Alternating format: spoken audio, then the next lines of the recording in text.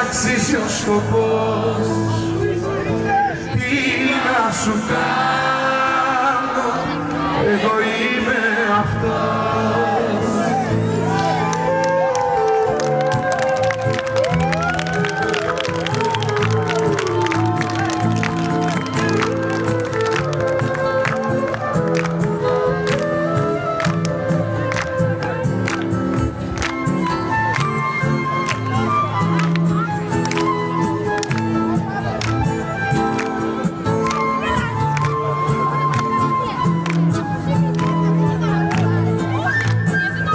Τρυφερά μου αισθήματα δεν